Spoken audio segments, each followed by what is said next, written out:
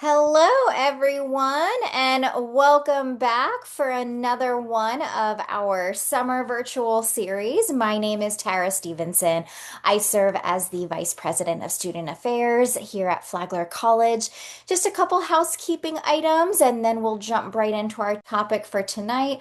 We are working really hard with our marketing and communications department to get all those other recordings up onto our Flagler College YouTube channel. So keep an eye out for when those will be made available. We'll try to share them to the family portal as well to let everybody know when those are up and running. But we will be recording tonight. Next week, we've got some student engagement topics, but I'm really excited for tonight to build upon what we talked about last week, where it was just advising and what the schedule registration looks like. But without further ado, don't forget we have the Q&A available if anybody has questions for our panelists, and we will try to get through those as much as we can. But without further ado, I'm going to let our panelists introduce themselves and toss it on over to them to take us through a whole presentation for tonight. Thank you, Tara. Hi, everybody. My name is Dr. Doug Keaton. I am a professor of philosophy here at Flagler College. And I guess more importantly, for tonight's purposes, I'm the director of the Classical and Liberal Education and Core Curriculum, which is the kind of longish name for our general education program. And tonight I'll be talking with you about what that is and how it works. Dr. Thweet.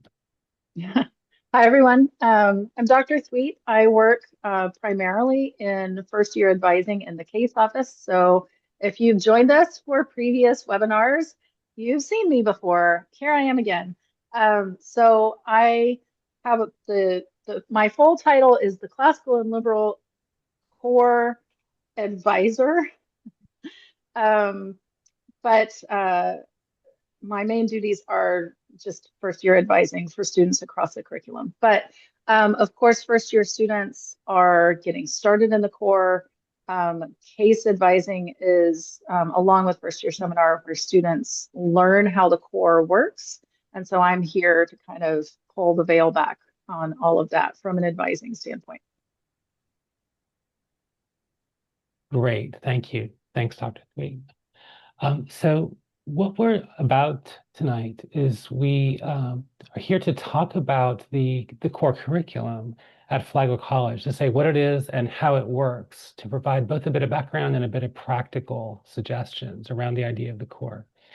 So first, let me, if you don't mind, just say a little bit about what the core is.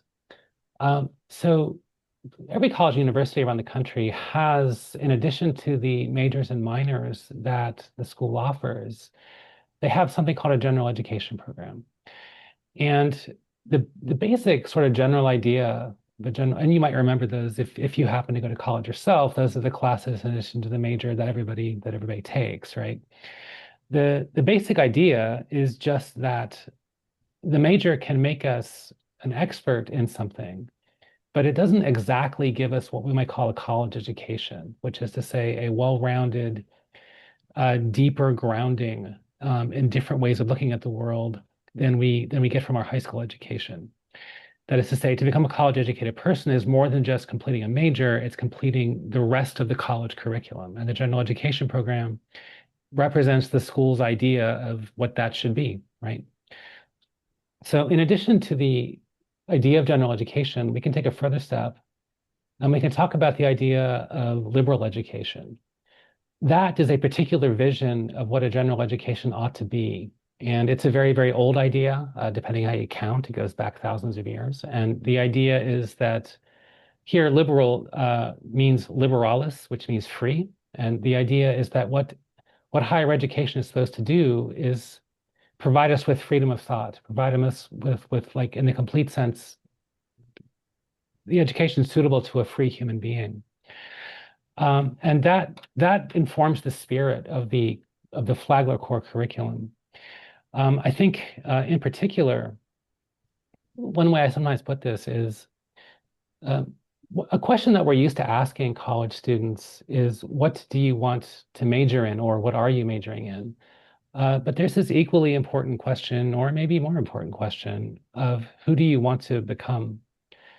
And a liberal education is meant to be the curricular grounding that provides students with a basis to begin answering that question, to give them the materials for thinking through, what kind of person do they want to be as they move through their 20s, to engage in the project of becoming in a grounded way.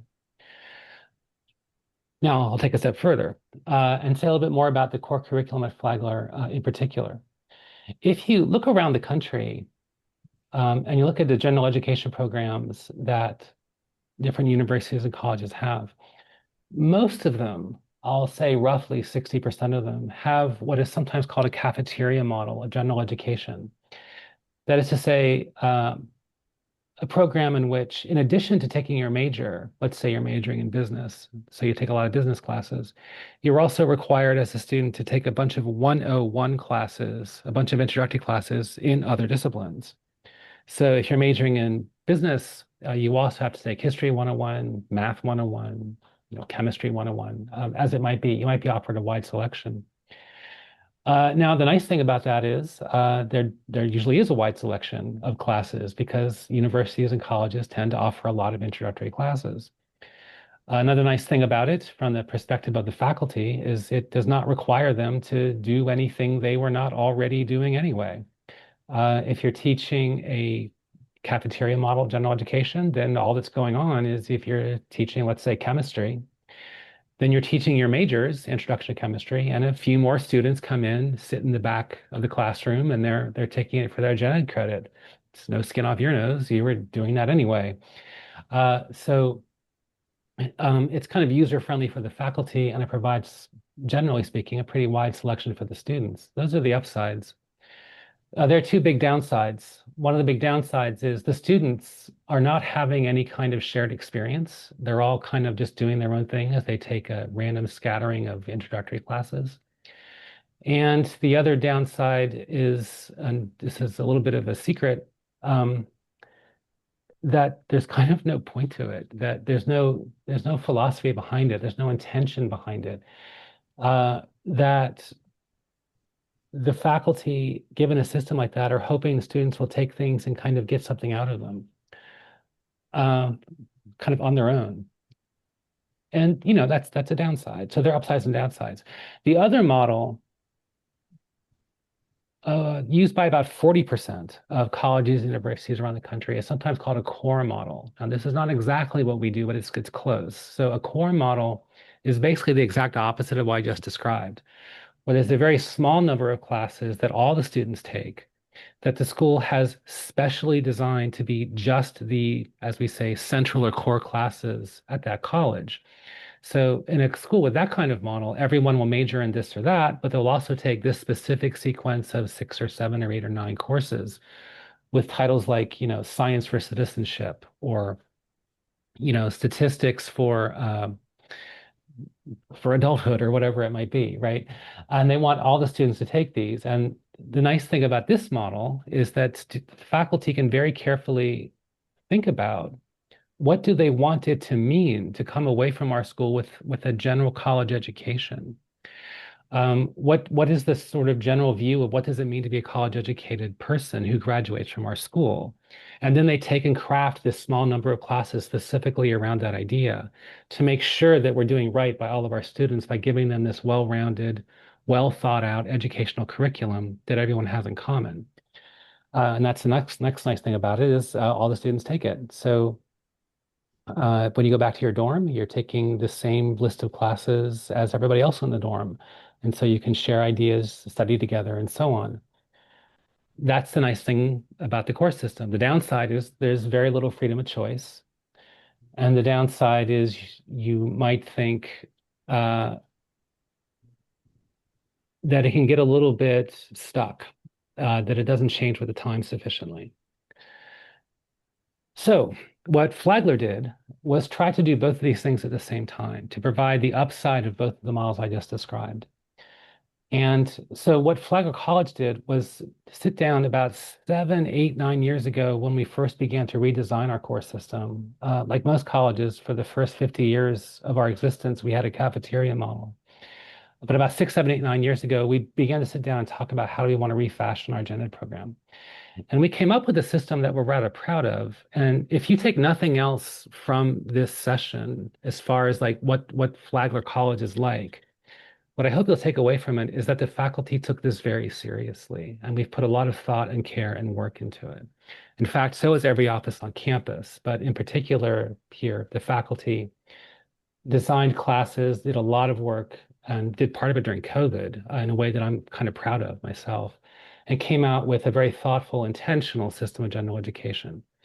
But when I say it combines the two models, what I mean is we decided upon basically 9 different skills that we want our students to have, 9 different intellectual abilities that we want our students to have. And we'll talk about what those are in a minute. But we didn't want to limit how students went about getting them. We wanted students to be able to find things that would speak to their interests and passions. And so we did design classes specifically for the gender program. But the thing we did that's a little bit weird is we designed a lot of them.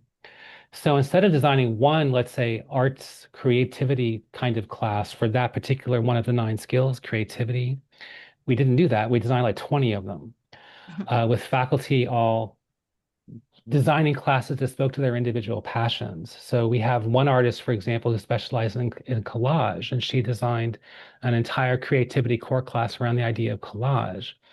We have another one called Crafting Democracy, in which one of our art professors show students how to create quilts and other kinds of crafts while also teach them about how crafts were important to the development of democracy, both in France and in the United States a couple hundred years ago. And then there's like 100 more examples like this of classes that faculty passionately designed in the hopes that students would find that it speaks to their particular interest. So that's a bit of background. What I'd like to do is now move to the more like, what does this mean for my student aspect of this, and talk with Professor Thweet, with Dr. Thweet, about how does this look in a practical sense for students who are about to begin this journey? What do they need to do, and how should they go about doing it? Sure. So, one thing I want to pick up, one thread from what Dr. Keaton has said, is to emphasize once again for everyone that part of the intention of the core curriculum is to give students variety and choice in their classes as they meet these common core requirements. Within meeting those common requirements, they have a lot of different ways to do that and different choices they can make. So for our incoming students, although we do draft that initial schedule for them, once again, just to emphasize, this is a starting point for further conversation. And you will see most likely some core classes on that initial schedule draft. Those are not random. Those are chosen with intention based on the information we have about the individual student. But that doesn't mean you're stuck with it. It means you are invited to ask questions about that class. What is it about? Can I read the course description? And you are welcome to say, good try, but that's not quite for me. Um, can we do something else? And the answer is yes, you can. I will help you see the full menu of options that are in front of you, right? So we are happy in the case office to do that kind of work for you because we do, even in the first semester, right away, we want you to have a sense of ownership over that schedule and a sense that the classes you're in are classes that are not just meeting requirements, but they're classes that are meeting requirements in the way that you would like to. So don't be shy, do reach out to us. All right, so Dr. Keaton, can you maybe share the slide with the core chart? Yes, I can. Are you seeing it now? Awesome. It seems like, there we go. It just took a second. Awesome. So it is, I think, impossible to really explain the structure of the core in a practical way without this visual. So look at your screens, everyone. The core is designed around 2 different things. One are the essential academic skills that Dr. Keaton just alluded to. We call those the core literacies, and you see those listed in the left-hand column of the chart. There are nine of them: academic writing, oral communication, natural scientific inquiry, social scientific inquiry, quantitative reasoning. Yes, that is math. Very specifically, that is statistics. Creativity, which is a huge variety of different kinds of artistic expression, social and cultural inquiry, history, and ethical reasoning. So those are the core literacies, those nine. At the same time, the core is organized around the four core values that you see listed across the top of that chart. So the way that these things work together is that every single core class is an intersection of a specific core literacy and one of the four core values. So academic writing comes in at least four, but really much more than that, at least four different varieties. Academic writing courses can be themed around the core value of citizenship, or the core value of stewardship, or the core value of community, or the core value of transformative learning. And even within those categories, the individual classes themselves are unique. So there are multiple versions of transformative learning academic writing courses. Um, there are multiple versions of Core 103 respectful and inclusive community academic writing courses. So there really is just an amazing amount of choice for the student. So what we ask students to do in order to complete all of their core requirements is essentially take one class for each of these core literacy categories, just one, even though you see four course codes listed. Students do not take four classes in each literacy, they take one. As students are completing those nine core literacy classes, we ask them to take at least one core class that falls under each core value. And since core classes are always meeting both a literacy and a value requirement, this is pretty easy to do. You just have to get the hang of remembering that each of your core classes is doing two things at once. So this is a little bit more structurally complex than a 101 cafeteria model, where you just kind of grab things as you pass your tray through the curriculum. But that is why case advisors have a job. Part of what we do in the first year is work with students through the advising and registration cycles with exactly this chart and show them, right? Okay, so you've taken core 114. So we're going to circle that and we're going to say, yes, look at you. You've completed oral communication as a core literacy. And look, at the same time, because it's a transformative learning value pathway, you've completed the value requirement for transformative learning. So we like draw the circles and we strike through the literacies and we put a check mark on the top of the chart for the value pathways to really help students internalize the logic of this chart so that as they begin planning their own schedules, registering themselves for classes, that they really do understand what the requirements are and how they work.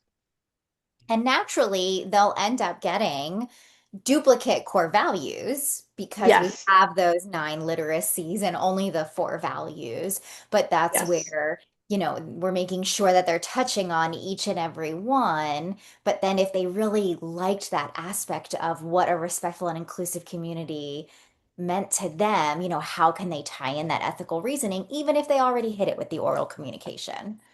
Absolutely. And as a side point, the core as a program is actually fairly short compared to other more typical general education programs. So our previous general education program was 42 credit hours from start to finish. The core, starting with first year seminar, running through all nine core literacies, and then flagship in the second year. Altogether, that's 11 classes. That's 33 credit hours total. So we have handed the students back some time to explore and some time to take classes out of sheer intellectual interest. And sometimes, quite often, actually, I'd say, students will come back to the core courses to take as free electives simply because they want to take that class. So thanks, Dr. Thweet. I guess one more time really quickly, just to give a sense of what this looks like. Let's suppose in a first semester, a student takes the academic writing course, checks that off, and it happens to be Core 101. Can you all see my highlight when I do that? Yes. Okay. Yeah. And then they also take in their first semester the social science course, which is right there, and it happens to be in the community pathway. So now they've got that. And they take, let's say, their history course right there. And let's say it's also citizenship. So now they've got that. What that means is after the first semester, the student would do well to pick classes in the unchecked bits over here on the left. For example, they might take oral communication or science, quantitative reasoning. And while they're doing it, they might think about hitting these two columns over here on the right that they missed the first time. So let's say they try, here I'll switch colors. Let's say they try oral communication the second semester, and it might be a good idea to take this one because they haven't done that one yet, right? And as Dr. Pleat mentioned, the case advisors are experts on this. They'll make sure that your student gets through this core curriculum efficiently without classes they don't need, but in a way that gets them the broad-based and an interesting set of classes that they themselves find engaging, that they will find are fun for them to take. And I would just add that, like, kind of the background philosophical thought here is that what we learn how to do in college is we learn how to see the world and solve problems. Those are the intellectual skills on the left, but we do this in the service of trying to leave the world better than we found it. And across the top, those four values are four different ways of leaving the world a better place than we found it. Through our acts of citizenship, our acts of stewardship, our acts of community, or our acts of transformative learning. So we don't just learn these skills in a vacuum. We learn these skills in the context of thinking about what does it mean to see the world as an opportunity for good action, right? In one of these four modes. And that's kind of the general, if you like, classical idea behind the curriculum here, in the classical sense that to become educated is to learn to pursue the true and the good. That's precisely what we have here. Across the left is the true, across the top is the good. That's the general idea. Okay, so let's go back then and talk about, let me get these little pictures back to some kind of manageable size. Talk about how this process works. So the first class that all of our students will take in the core curriculum is called the first year seminar. And that's the gateway to the core. In this class, which all of our students will be taking in the first semester, they're here. They will learn how the core curriculum works. They'll learn how the wider college works. They will learn how the different offices are here to help them. They will learn how to take advantage of the various resources we have at the college so that they can make their college education their own. Rather than thinking of college as something that just happens to you, we hope to empower the student to be in charge of their own college education and to go through it with intention and with a plan so that they're getting from it all that they can and they're getting from it what they want. That's one thing that we do in the first year seminars, provide practical stuff like that about how the college works. Another thing that we do, and here you see the two goals of first year seminar, the other thing we do is introduce the students to college level work. So all of our students in our first year seminar classes are doing reading. They're doing a lot of reading at the college level, reading difficult stuff like Plato and St. Augustine, the deep thinker that our town is named after. We take the opportunity to expose ourselves to St. Augustine and also more modern stuff like Toni Morrison and stuff like, our own Dean of Education, Craig Wolfel. He has a little essay in our common reader that we use. And the hope is that by learning the deep, meaningful stuff alongside learning how to take advantage of college in a practical sense, we put those together and get a real deep vision of what the project is that we've decided to embark on when we decide to come to college. So in the rest of our classes, we have a sense of what we're doing here, and we have a sense of what it is that we want to get out of what we're doing here. So in a rich and deep way to set the students up for success, both in a practical way and in a self-reflective, taking ownership kind of way. So those are the two main projects of the first year seminar. That begins the core experience. And as Dr. Thweet noted, the other end of the core experience, the other side of those 33 credit hours is this special class called Flagship, which occurs at the end of the student's sophomore year. This is, we might say, the highlight of the core experience. One misconception about the flagship I want to get out of the way really quickly is it is not true that students must take this only after they've done all their core classes. That is not true. It is not true that students have to complete their core classes in the first 2 years they're at Flagler, that they can finish them anytime up to graduation. Sort of ideally, they finish them early on because these classes are meant to provide them with a wide range of intellectual skills that will be useful in all their classes and in life, of course, so that they'll be fully equipped to take advantage of the higher level classes in the second half of their college career. But they don't have to. And, there's lots of ways to get through the curriculum. Nevertheless, the flagship course does take place in the second half of the student's second year when they're sophomores. Now, what is the flagship? The flagship is a brief 2-week class that happens right before or right after the spring semester of the student's second year. So you can see here the little chart. We do our first year, we do our second year, and the flagship is kind of right in the middle there before the end of the college, before the second half of college. And so it's meant as a kind of rite of passage course halfway through the college career. And what a flagship is, in the broadest sense, is an experiential course that shows students how to go out into the world and take academic ideas they've learned and use them to see the world more clearly, and also use the world to see their academic ideas more clearly, to understand them more thoroughly. Flagship classes might go anywhere around the world. They might go to Tokyo, they might go to Australia, they might go to Los Angeles, or they might stay right here in St. Augustine. About 50% of our flagship courses are study abroad, and about 50% are on campus.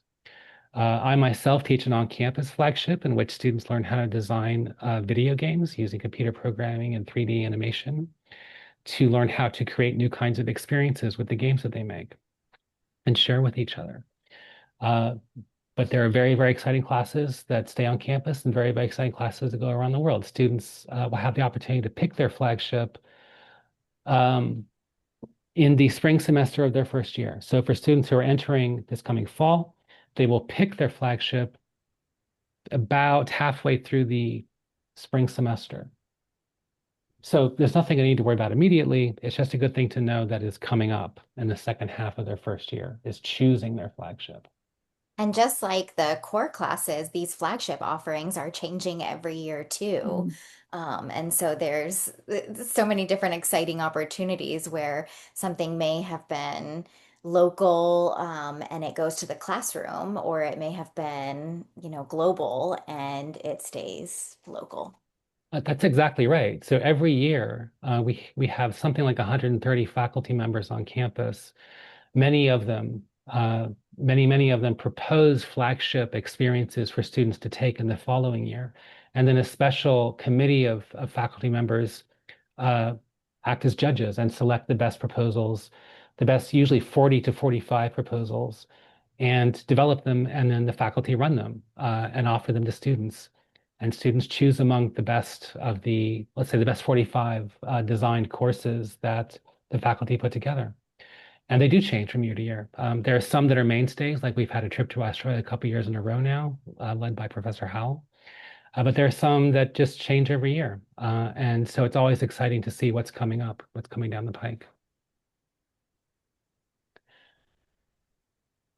Okay, so what we've seen so far are the three elements in the core curriculum. There's the first year seminar, there's the 9 literacy classes which students take, and then there's the flagship.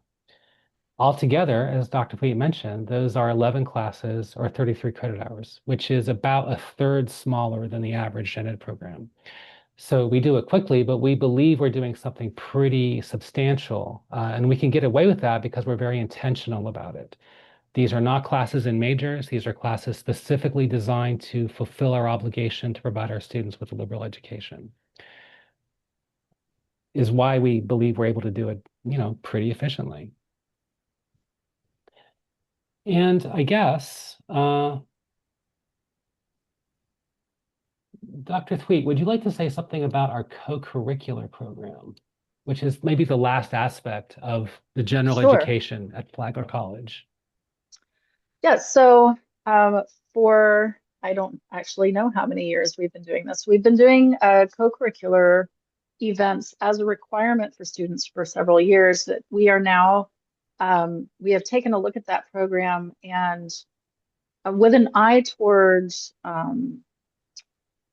working with the core curriculum structure more intentionally. So we are now moving the co-curricular requirement into the core as one of the aspects of the core curriculum. Students are asked to attend 16 events total across their time at Flagler. So that's easy math, you guys. Just think two events a semester. If you are thinking 4 years is my timeline, 8 semesters, we want you to go to two co-curricular events on average each semester. Um, a co-curricular event is a special kind of campus event. So there are campus events of all kinds all the time.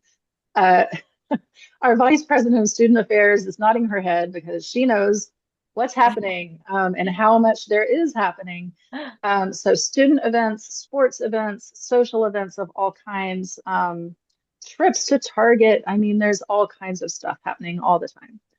Within that broad umbrella of events on campus, a subset of those events are what we call co-curricular. And the difference here is simply that a co-curricular event has some kind of very intentional, explicit intellectual component to it. So examples of things that are typical co-curricular events would be, a lecture from an outside speaker that we've invited to campus to share their expertise on something, or a play put on by our theater department of any sort, Shakespeare, modern. So musical performances, theater performances, lectures, um, events put on by our own faculty. So maybe a panel discussion between two faculty members about some topic, that sort of thing. So two of those every semester, and this is meant to help students integrate the kind of transformative learning idea in particular that we are, as human beings, we are learning all the time. We are learning everywhere we go. This isn't something that we do when we walk through the classroom door and sit our butts down in a chair. And then when we get up from that chair and walk out, well, we're done with learning for today because I'm not in the classroom anymore. We're learning all the time, and we know that. And we want students to be intentional about cultivating that. And we also want students, especially in their first year, to have all the incentives we can hand them to get out of their dorm rooms and go meet people. This can be a hard transitional aspect of the first year for students, and we know that. So, first year seminar is one way that we support students in that social transition, but co curricular events are as well. We want students to get out there to find the activities they enjoy, to find the people that they connect with. And the best way to do that is to go attend things that are happening around campus. So this is another way of incentivizing that kind of both intellectual but also social activity, which we know is good for them. But we also know that students sometimes require a little extra incentive to do the things that are good for them. So this is part of what we want the core to do for our students. This is one of the things that advisors will remind them about, but happily in the first semester, first year seminar incorporates a couple of co-curricular events very intentionally. And so we'll kind of get them started on meeting that requirement in their first year and get them started kind of forming good habits around that. So these events are just as unique and full of variety as the core itself. I mean, lots and lots of things are co-curriculars. Students will have a way of identifying which ones count and which ones don't. That gets a little technical and boring. So unless there's a specific question from the floor about that, I'm going to skip over that. But just we will teach your student how to do it. You can rest assured. Absolutely. Well, you both have provided such an in-depth overview of like the history of it and why Flagler chose to go about the approach that they went and what it means. And I think once our incoming students really dive into it with their advisors, with their faculty members, it becomes a little bit more second nature. I'm sure at first glance it can sometimes seem overwhelming, but once they really get into it, and the case advisors are a part of that first year seminar course where they're going over what that chart means, how to make those selections for the next semester to successfully navigate through it all and to kind of help them along with some of those check marks and stuff. Uh, Um, that's absolutely right. Yes. Thank you, Vice President Stevenson. And Dr. Thweet, if you would like, would you like to say a bit more about the case office? I'll put a slide up here that indicates some information about it. Oh, thanks. Look at that.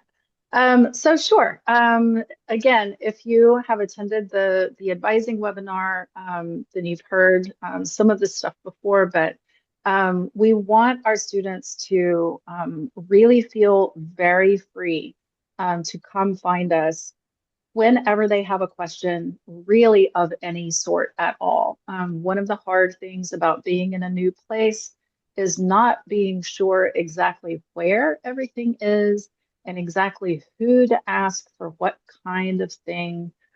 And part of what we do, part of what we do is not academic advising at all. Part of what we do is just help students network over to the right office or the right person.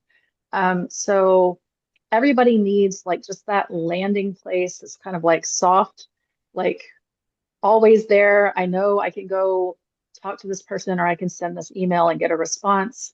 So case advisors are good for that.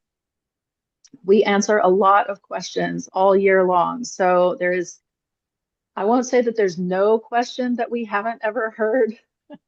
Students can be very creative, but we have heard most questions, and we can point students to the answer and the right direction to find it. Particularly on the core, we are a great resource, but really for all other things as well. We work closely with the LRC. We work closely with the Disability Resource Center. We are all under the same umbrella of academic access and success. So questions about tutoring, about academic support, about accommodations, we are good starting points for those questions.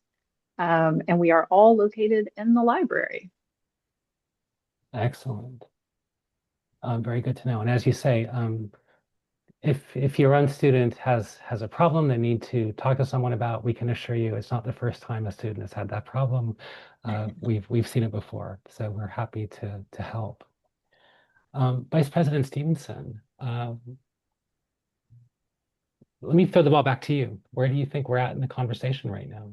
Yeah, and so I think a thing to let our family members know is that we're going to be continuing these conversations with your student during Welcome Week. And so for this year, we've intentionally added a few other sessions to connect students with their faculty members, with their first year seminar, with the common read, with just what it means to be a Flagler student and how to be academically successful and start on the right foot. And so schedule is coming together. They should be receiving some things soon.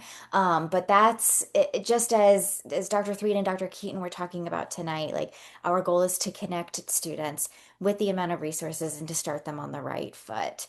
And to let them know. And then also, as you mentioned, class schedules have been going out. We've got another batch, I think, that's getting ready to go out. And so if students have some questions, they can contact their case advisor, do some reflection on those classes. We also have until the add drop deadline in every semester, which I believe is that first Tuesday after classes begin. It's always the first Tuesday, and this year I believe that's September 1st. That's what I have in my notes. So, Yeah. yes. But again, I want to thank you both so much for all that you have covered tonight. I think you it did such a thorough job. There are no questions or comments or anything. And so we've given our families a lot to think about and hopefully some really good dinner time chats as the students are getting their schedules and looking over them.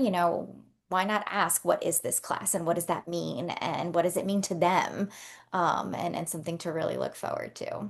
So, just a couple other things to wrap us up. If our family members or students have questions for both of your areas, what is the best way to reach out to you all? Very good. So let's see. Let me put that slide up.